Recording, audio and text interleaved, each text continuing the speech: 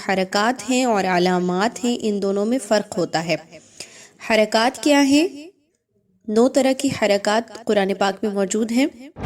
کسی بھی حرف کے اوپر جزم کا نشان آ رہا ہے تو آپ اس حرف کو بغیر اس کے پچھلے حرف کے ساتھ ملائے نہیں پڑھ سکتے۔ ان 5 حروف کو قلقلہ کے حروف بھی کہا جاتا ہے، اور اس قاعدے کو یعنی کہ اگر ان پر جزم آ جاتی ہے اور ان کو ہلا کر پڑھنا ہے، تھوڑا سا مجہول انداز میں پڑھنا ہے، ان 5 حروف کو اگر ان پر جزم آ جاتی ہے تو اس قاعدے کو قلقلہ کہا جاتا ہے۔ اق، اط، اب، اج، یأمر۔ اب یہاں پر حمزہ کو کیسے پڑھا جا رہا ہے؟ جھٹکا دے کے پڑھا جا رہا ہے۔ بسم اللہ الرحمن الرحیم۔ السلام علیکم ورحمۃ اللہ وبرکاتہ۔ تجوید کورس میں آج کی ہماری کلاس میں ہم جزم کے ٹاپک کو دیکھیں گے۔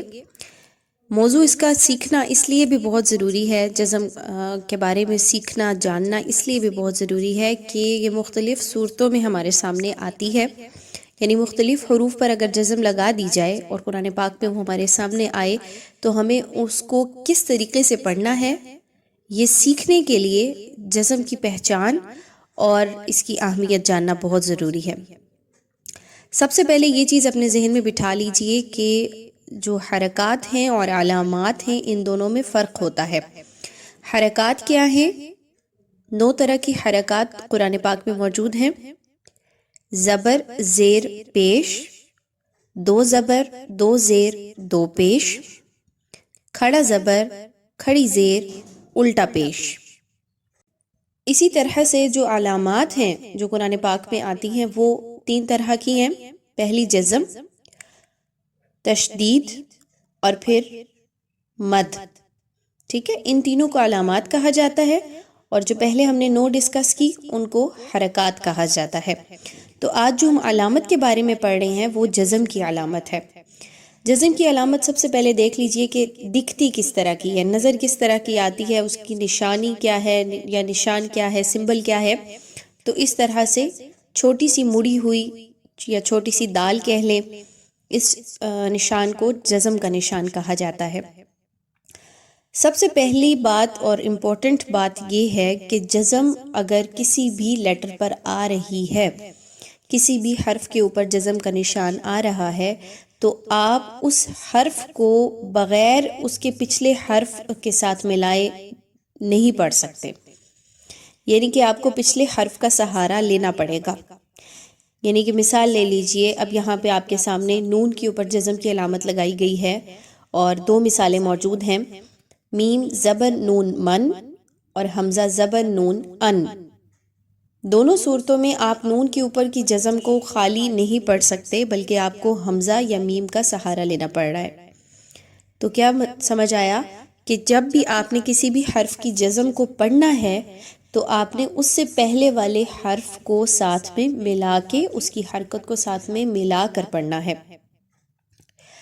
جزم کی کچھ مثالیں مزید موجود ہیں آپ کے سامنے۔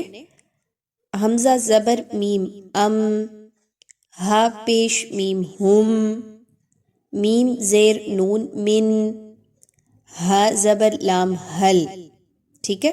اب پہلے میم پر جزم لگائی گئی ہے، دوسری مثال میں بھی میم پر جزم ہے، تیسری مثال میں نون کے اوپر جزم کا نشان ہے اور چوتھی میں لام کے اوپر۔ اس کے بعد جو اہم ایک اور پوائنٹ ہے جزم کے حوالے سے وہ یہ ہے کہ جزم جب بھی آپ کے پاس 5 حروف ایسے ہیں کہ ان پر اگر آ جاتی ہے تو وہاں پر آپ نے اس لیٹر کو ہلا کر پڑھنا ہوگا، اس کو آپ نے آواز کو دبا کے یا آواز کو روک کے نہیں پڑھنا۔ وہ کون سے 5 حروف ہیں؟ قاف، طا، با، جیم اور دال۔ ان 5 حروف کا مجموعہ یاد رکھنے کے لیے آسان طریقہ قطب جد، ٹھیک ہے۔ یہ 5 حروف اگر آ جاتے ہیں اور ان پر جزم کا نشان بھی آ رہا ہے تو آپ نے ان کو ہلا کر پڑھنا ہے، اور انشاءاللہ مثالیں بھی آپ دیکھیں گے تو آپ کو اچھے طریقے سے واضح ہو جائے گا۔ ان 5 حروف کو قلقلہ کے حروف بھی کہا جاتا ہے، اور اس قاعدے کو یعنی کہ اگر ان پر جزم آ جاتی ہے اور ان کو ہلا کر پڑھنا ہے تھوڑا سا مجہول انداز میں پڑھنا ہے۔ ان 5 حروف کو اگر ان پر جزم آ جاتی ہے تو اس قاعدے کو قلقلہ کہا جاتا ہے، اور تجوید کا بہت اہم اصول ہے یہ، اور بہت اہم قاعدہ ہے۔ اس کو یاد رکھنا، ان 5 حروف کو ذہن میں رکھنا اور یاد رکھ لینا بہت ضروری ہے اور بہت کام آتا ہے۔ مثالوں کے ذریعے سے سمجھیں گے۔ آپ کے سامنے 5 حروف پر جزم لگائی گئی ہے۔ سب سے پہلے قاف کے اوپر جزم ہے، حمزہ زبر قاف اق، حمزہ زبر طا اط، حمزہ زبر با اب، حمزہ زبر جیم اج، حمزہ زبر دال اد۔ اب اس کو آپ نے آواز کو روکنا نہیں ہے، اق ات ایسے نہیں پڑھنا، بلکہ آواز کو ہلا کے پڑھنا ہے۔ اق اط اب اج اد، ٹھیک ہے۔ مثالیں آگے لکھی گئی ہیں قرآن پاک میں سے ہی لے کے، ان کو دیکھیے، آپ کو اچھے طریقے سے واضح ہو جائے گا۔ سب سے پہلی مثال ہے طا کی جزم کے ساتھ۔ طا کیونکہ حروف قلقلہ میں سے انہی میں سے ہے، تو آپ اس کو کیسے پڑھیں گے؟ فوسطن، فوسطن، طا ہلا کر پڑھی جا رہی ہے۔ فوسطنا ایسے نہیں پڑھنا، ٹھیک ہے۔ اگلی مثال ہے قاف کی جزم کے ساتھ، خلقنا الانسان، خلقنا لق، قاف کو ہلایا جا رہا ہے۔ تیسری مثال با کی جزم کے نشان کے ساتھ ہے، قبل، قبل، ٹھیک ہے۔ قبل ایسے نہیں پڑھنا اس کو، بلکہ با کو ہلا کر پڑھنا ہے۔ جیم پر جزم کے نشان کے ساتھ ہے، اتجعل، اتجعل، جیم کو ہلایا جا رہا ہے، جیم کو، اس کی آواز کو روکا نہیں جا رہا۔ اگلی مثال دال پر جزم کے نشان کے ساتھ ہے، عدن، عدن، دال کو بھی ہلایا جا رہا ہے، دال کی آواز کو ہلا کر پڑھا جا رہا ہے۔ تیسری اور اہم صورت جزم کے حوالے سے یہ ہے کہ جزم اگر حمزہ پر آ جائے تو اس حمزہ کو کیسے پڑھا جائے۔ یہ بہت کامن مسٹیک ہے جو عام طور پر لوگوں کو نہیں پتہ ہوتی، تو وہ حمزہ کو اگر وہ جزم کے ساتھ آ رہا ہے کہیں پر بھی، خاص طور پہ سورۃ البقرہ کی آپ کو مثال دیتی ہوں، تو یؤمنون، یہ جو حرف ہے، یہ جو لفظ ہے یؤمنون، اس کو لوگ بعض اوقات یؤمنون یا یومنون پڑھ رہے ہوتے ہیں، یہ سمجھ کے کہ واو کے اوپر جزم کا نشان ہے، جبکہ جزم کا نشان دراصل حمزہ پر ہوتا ہے۔ بہت توجہ سے اس قاعدے کو سمجھنے کی ضرورت ہے۔ حمزہ کی مختلف شکلیں جو ہیں وہ قرآن پاک میں آتی ہیں۔ بعض اوقات یہ سمپل حمزہ جو ہے وہ سادے انداز میں لکھا گیا ہوتا ہے اور اس کے اوپر جزم کا نشان ہے، بعض اوقات حمزہ واو اور یا کے ساتھ لکھا گیا ہوتا ہے۔ تو اس کو سمجھنے کے لیے 2 مثالیں آپ کے سامنے موجود ہیں جو قرآن پاک میں سے ہی لی گئی ہیں۔ پہلی مثال ہے یأمرو، یأمرو۔ اب یہاں پر حمزہ کو کیسے پڑھا جا رہا ہے؟ جھٹکا دے کے پڑھا جا رہا ہے۔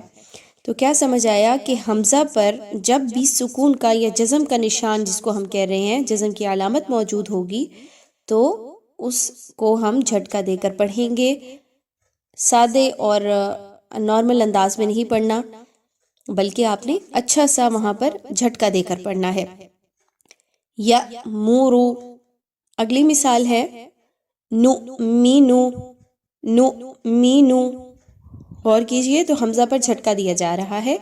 اسی طریقے سے مثال لے لیجئے یؤمنون، سورۃ بقرہ میں سے ہی، اس کی پہلی کچھ آیات میں سے۔ تو اس طریقے سے حمزہ کی تیسری صورت جو ہے مکمل ہوتی ہے۔ پہلی صورت میں ہم نے کیا سیکھا کہ جزم جو ہے وہ کسی بھی حرف پر آ جائے تو اس حرف کو اکیلا نہیں پڑھا جاتا، بلکہ پچھلے حرف کے ساتھ ملا کر پڑھا جاتا ہے۔ دوسری صورت یہ سیکھی کہ اگر قطب جد ان 5 حروف قاف طا با جیم دال ان میں سے کسی ایک پر بھی جزم کی علامت آ جاتی ہے تو آپ نے ان کو ہلا کر پڑھنا ہے، ان کی آواز کو روک کر نہیں پڑھنا، بلکہ تھوڑا سا آواز کو جاری رہنے کی طرف مائل رکھتے ہوئے پڑھنا ہے۔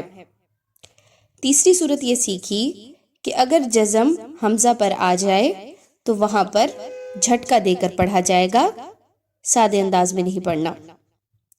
امید ہے مثالوں کے ذریعے سے اچھے سے سبق واضح ہو گیا ہوگا اور اس سے آپ کو بھرپور فائدہ ہوگا انشاءاللہ۔ السلام علیکم ورحمۃ اللہ وبرکاتہ۔